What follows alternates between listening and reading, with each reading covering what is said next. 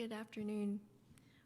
Will you please join me as I read Galatians 4, 8 through 20? Formerly, when you did not know God, you were enslaved to those that by nature are not God's. But now that you have come to know God, or rather to be known by God, how can you turn back again to the weak and worthless elementary principles of the world, whose slaves you want to be once more? You observe days and months and seasons and years. I am afraid I may have labored over you in vain. Brothers, I entreat you, become as I am, for I also have become as you are. You did me no wrong. You know it was because of a bodily ailment that I preached the gospel to you at first, and though my condition was a trial to you, you did not scorn or despise me, but received me as an angel of God, as Christ Jesus. What then has become of your blessedness? For I testify to you that, if possible, you would have gouged out your eyes and given them to me. Have I then become your enemy by telling you the truth? They make much of you, but for no good purpose. They want to shut you out, that you may make much of them. It is always good to be made much of for a good purpose, and not only when I am present with you, my little children, for whom I am again in the anguish of childbirth until Christ is formed in you. I wish I could be present with you now and change my tone, for I am perplexed about you. This is the word of the Lord.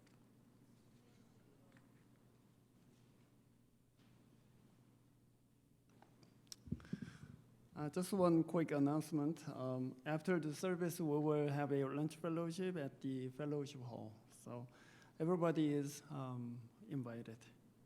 Let's pray.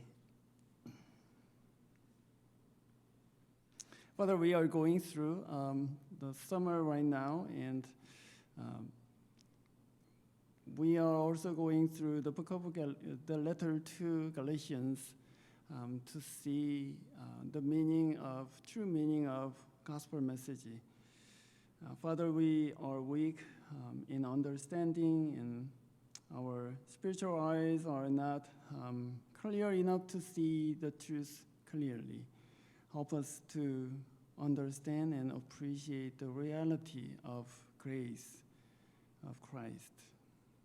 Father, this time we ask you to open our ears and eyes to see what it means to have a faith and to be Christian. In Jesus' name we pray. Amen.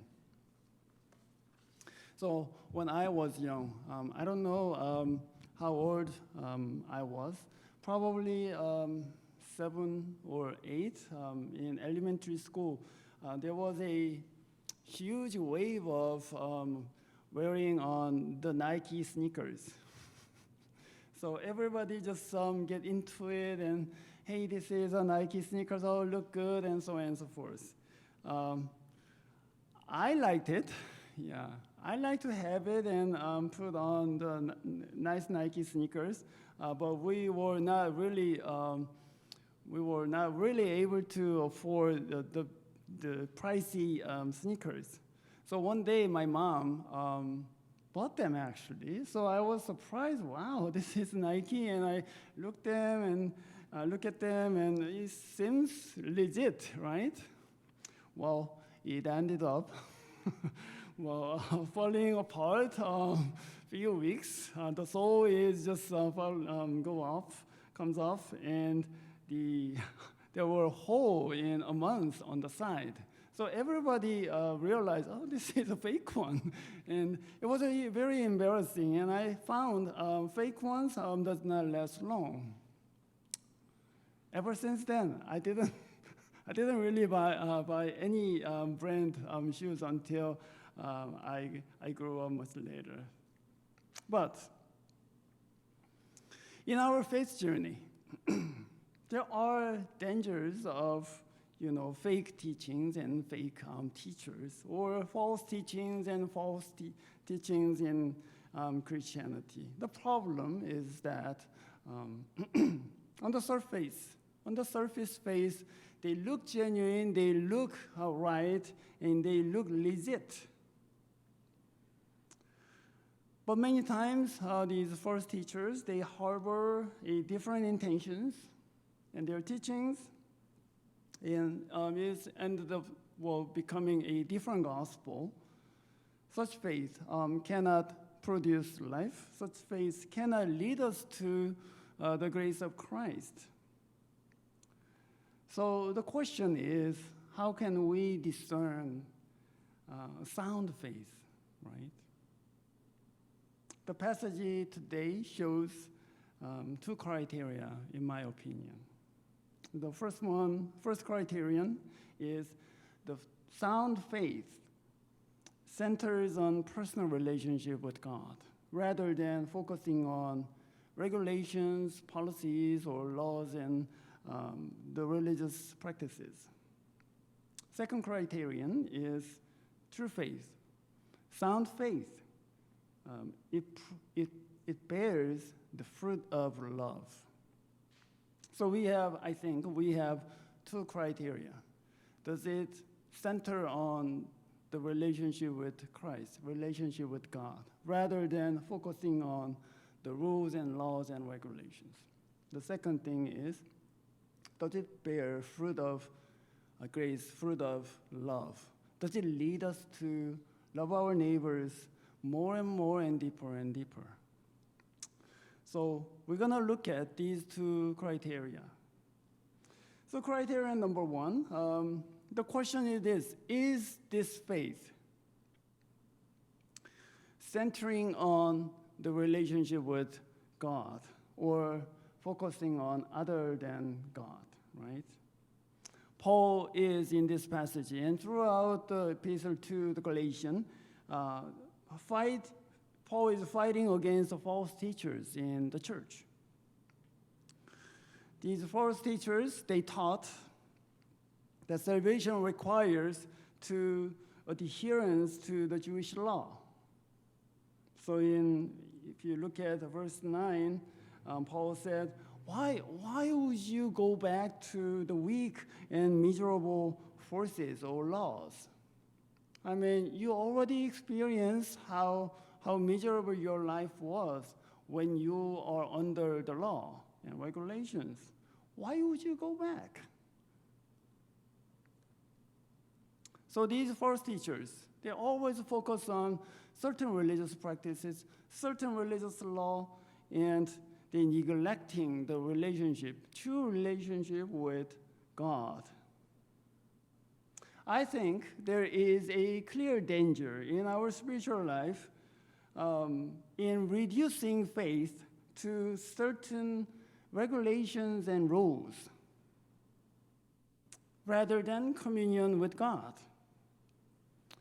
We might think we've done everything in our faith just by checking off the items on checklist, like Sunday worship service. Yes, I've done. I mean, giving offering to the Lord. Yes, I did. And I read the Bible. Yes, I did. And I pray. Yes, I did. Right? Religious practices. And check. Oh, I'm a good Christian. Or I'm doing good. I'm doing okay. But boy, this is religious practices. This is just religious practices. There is no real faith in it. If you think checking all the boxes in your checklist is everything you can do and everything you should do, then you're mistaken. Faith is about communion with living God. Faith is facing living God and adoring Him and praising Him and trusting in Him. So when we focus on what we kept or what we didn't keep, we only see the religious practices and those of others, not communion with God, not coming to know God. There is no life in it. It's just checking the box. But in verse 9 in our chapter, Paul said, now that you have come to know God, or rather to be known by God, how can you turn back again to the weak and worthless elementary principles of the world? He said, now, after you came to faith, you know God.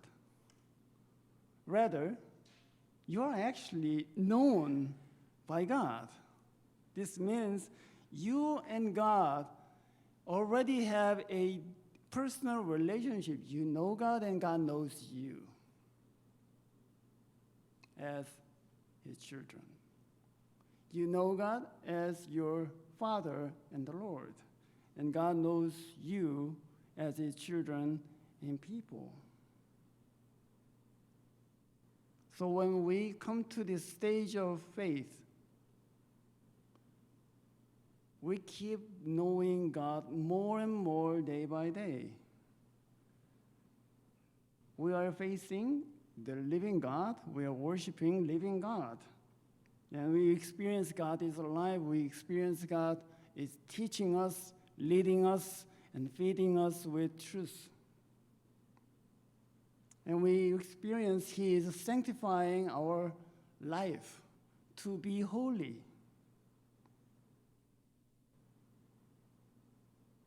So that is through faith.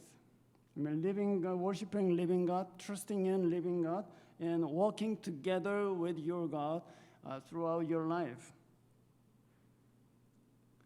And in 1 Corinthians 1:9, it reads, God is faithful, by whom you were called into the fellowship of his Son, Jesus Christ our Lord.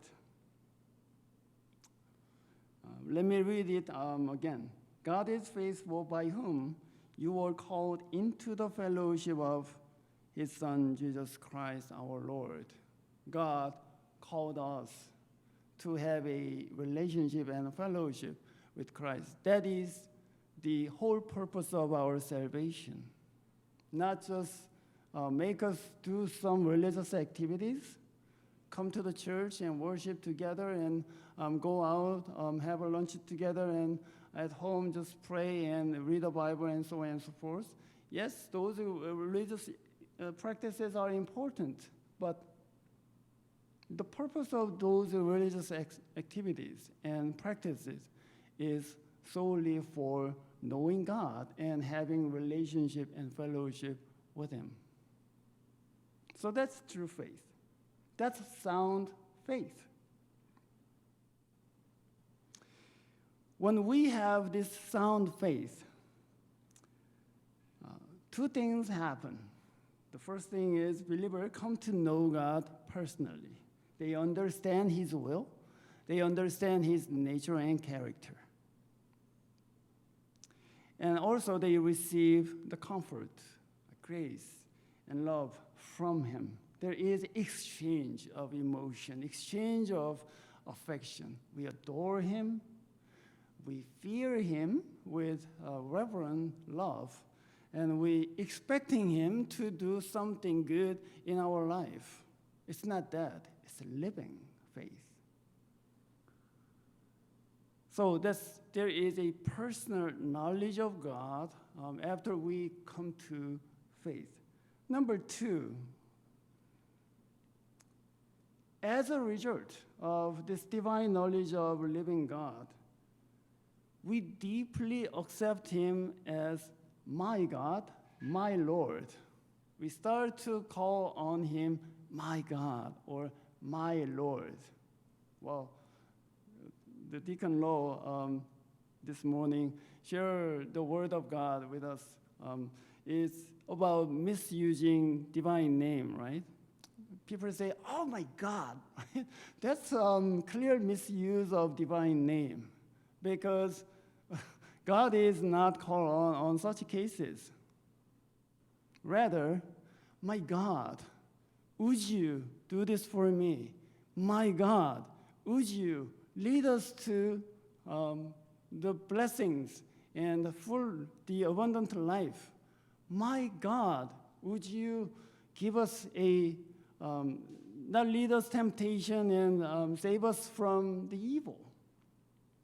So the name is to be called on with the reverence.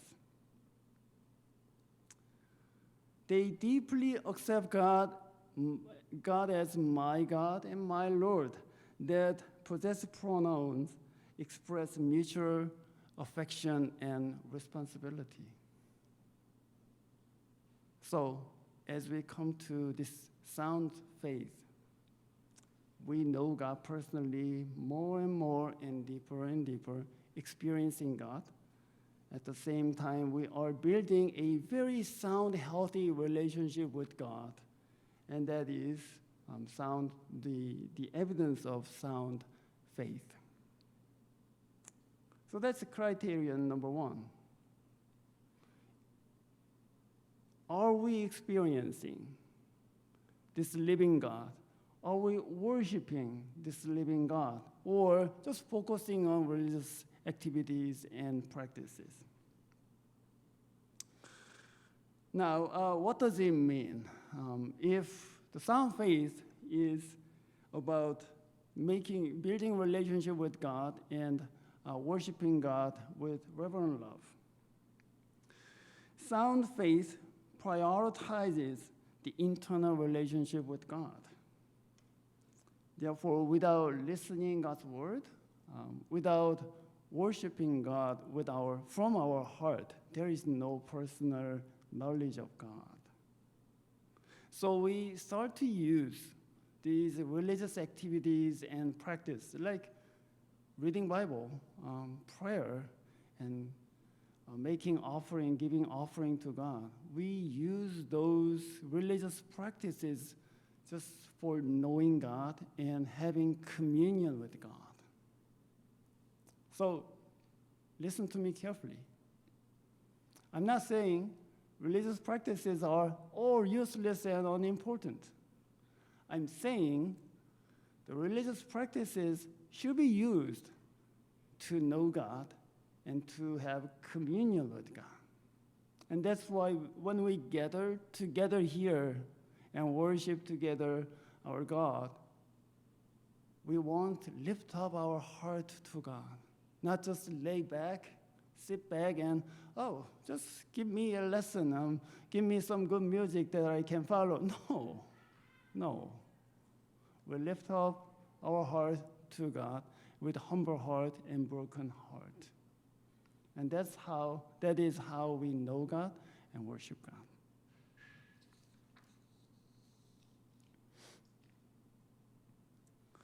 Of course, there is some emotion involved when we truly worship God, when we truly serve God.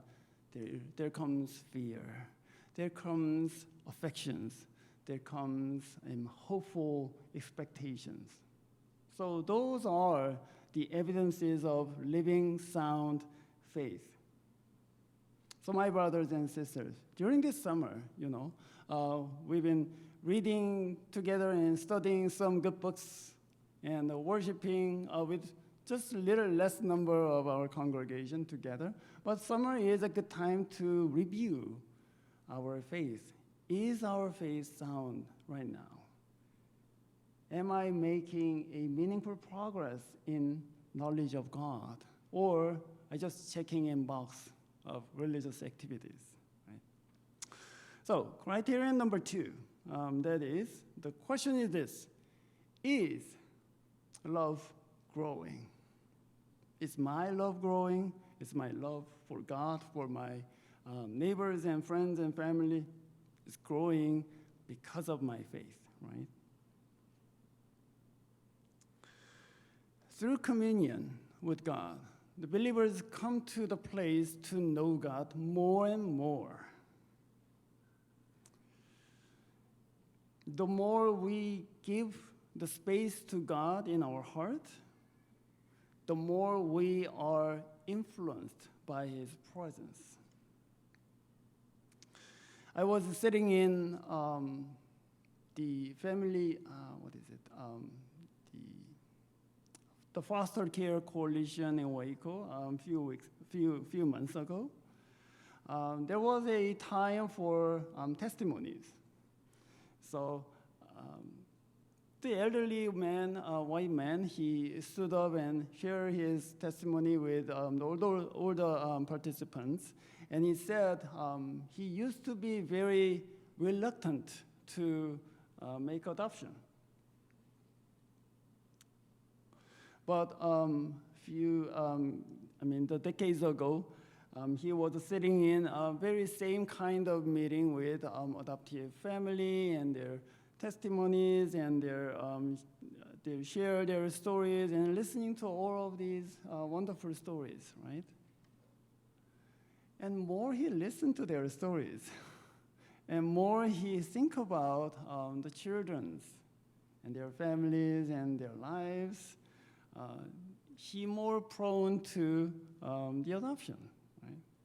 So he ended up adopted 12 children, plus his own children, like 4 or 5, I don't remember, but total number was over 20. And he was, like I said, he was on mid-65 or 66, and he said, I have been so blessed by this adoption and making so many children and supporting them, educating them to have a better life, right? But think about this. When you're sitting with somebody who has a very meaningful story or meaningful presence, you are influenced by the presence of this person. You listen to his story, listen to her experiences, and then you're prone to, why don't I have the same experience? Why don't I just dive in this project together? Well, that's the whole point, isn't it? If we are involved in this true faith, giving so much more time to God in my heart, inviting Him in our heart, and letting Him speak to our heart, letting Him lead our lives, then we are experiencing presence of God, but at the same time, we are influenced by His presence. We learn His nature. We learn who He is. We learn His plan for us. And that excited us, that surprised us,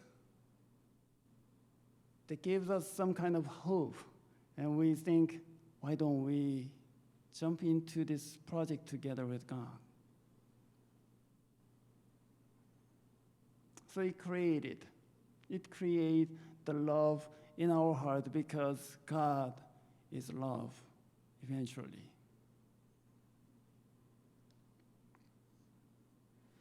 Paul entered the city of Galatia because of his illness, according to this passage. I was very weak, and because this illness, I had to get into the city of Galatia, and I was preaching there. It was all kind of coincidence. We don't know what the illness was, but that's not important. Because of that illness, he was in Galatia, and he started to preach the gospel, with his illness, to the people in Galatia, and few people, they came to faith. But he said his illness and weakness was actually trial for his congregants. If you are the apostle of Christ, if you are a messenger of God, how is it so? You're suffering so many physical illness and weaknesses. How are you so weak? How are you so, miserable in your life? You are persecuted all the time, and you got several injuries on your body, right? So there may be a block for them to come to faith. But you know what? these people of Galatia, this congregation, this church of Galatia, these people, they didn't see these all the marks on his body and the persecution and his suffering and illness. They didn't see as a temptation or trial. They didn't see it as it is. Rather, they saw the messenger of Christ there, despite his weaknesses and illness. Interesting, isn't it?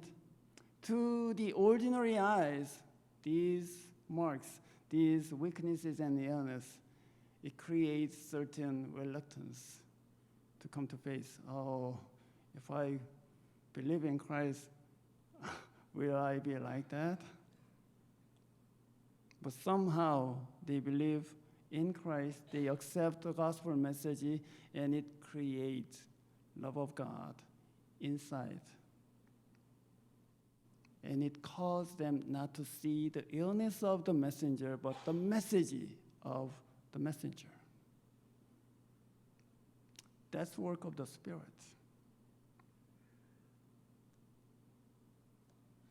On contrary, these false teachers, according to this passage, these false teachers, they boast of themselves. They cause disruption, divisions, and arrogance. They said, oh, that church is not pure church. This church is pure church.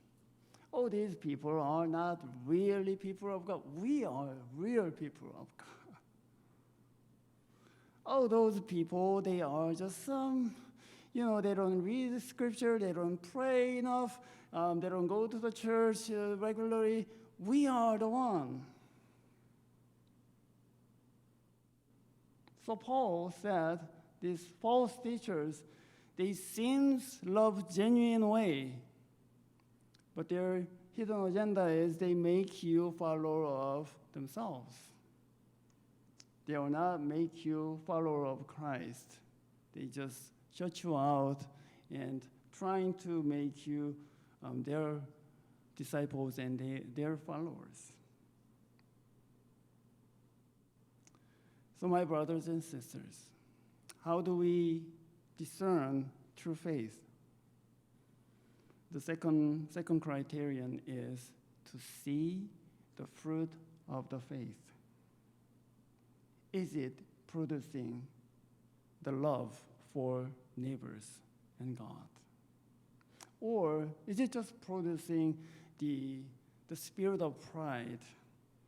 I'm the better one. I'm the more holy one. I'm the right one. I'm the pure one, right? Look at verse 19 in this passage. Paul said this, my little children, for whom I am again in the anguish of childbirth until Christ formed in you. He refers to the congregation of Galatia, my little children. It contains affections, my little children. He has a pity on his church people. I mean, they are getting lost right now. They're following the false teachers and false teachings. His heart is in anguish because he knows all his labors over them will be in vain. But out of love, rather than getting mad and angry at these people, he said, I will labor again to form Christ in your heart. That is love. And the love is produced out of real and sound faith. Of course, Paul is frustrated. Of course, Paul is got emotional about this whole situation. But it didn't lead him to madness or the anger. Rather, he would try it again to correct them, to help them to be molded in the image of Christ. And that is the second criterion to discern sound faith. So, my brothers and sisters, what does this teach us? We can gauge if we are believing rightly by the fruits. Consider whether you are growing in love. I mean, just consider this. Am I growing in love for my neighbor? Or am I just maintaining religious activities? Is my heart growing in love and in service for others? Or am I just thinking about myself all the time? That is second criterion. So my suggestion for this occasion is, over the summer, we've been going through this wonderful letter of Paul to the Church of Galatia.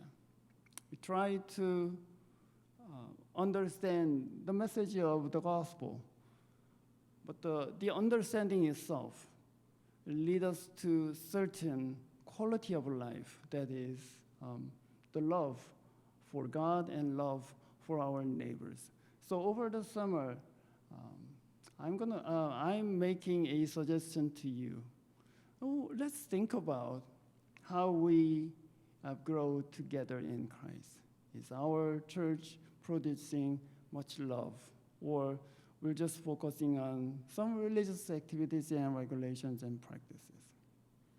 If we are just checking in, checking out, checking off the boxes in the list, then this is a time to go back to sound faith and try to know God personally. Try to worship Him out of our heart. Trying to build a sound, healthy relationship with our Lord Jesus Christ, whether it is through prayer or through Bible reading or worshiping together. And my hope is, over the summer, we go back to true and sound faith and produce much love for our brothers and sisters and for our Lord. Let's pray.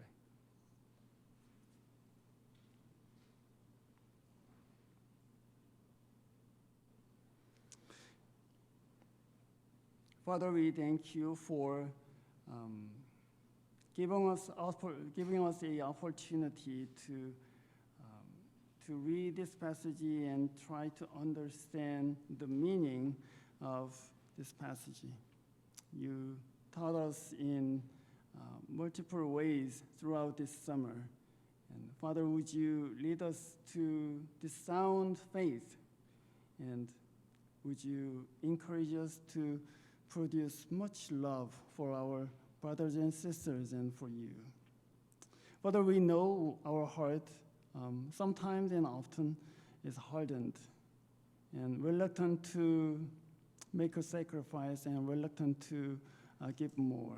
But would you pour out your spirit and grace upon our heart, understand your love and sacrifice, and know you more and more, and as a result, produce the neighborly love and divine love for you. In Jesus' name we pray. Amen.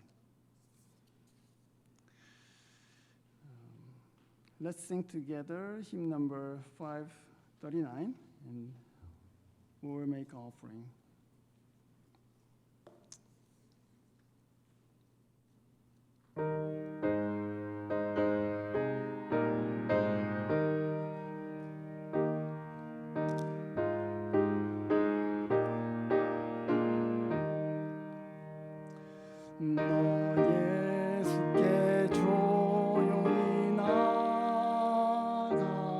내 모든 짐 주 십자가 사랑을 믿어 죄 사함을 너 받으라. 주 예수께 조용히 나가 내 마음을 쏟아놓으라. 늘은 미리 보시는 주님 그 은혜를 베푸시리. 주 예수의 은혜를 입어 내 슬픔이 없어지리. 내 이웃을 늘 사랑하여 너 받은 것 거저주라. 주 예수께 조용히 나가 내 마음을 쏟아놓으라. 늘은 미리 보시는 주님 그 은혜를 베푸시리. 주의 친구로 삼아 늘 내 옆에 모시어라. 그 영원한 생명 샘물에 내 마음 목주. 주 예수께 조용히 나가 내 마음을 쏟아놓으라. 늘은 미리 보시는 주님 그 은혜를 베푸시리. 너 주님과 사귀어 살면 새 생명이 넘치리라. 주 예수를 찾는 이 앞에 참 밝은 빛 비추어라. 주 예수께 조용히 나가 내 마음을 쏟아놓으라.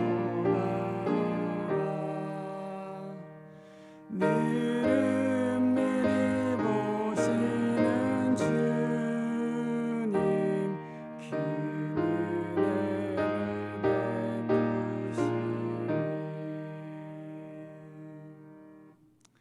Let me give you a benediction. May the grace of the Lord our Jesus Christ, the love of God the Father, and the unchanging fellowship of the Holy Spirit be with you always. Amen.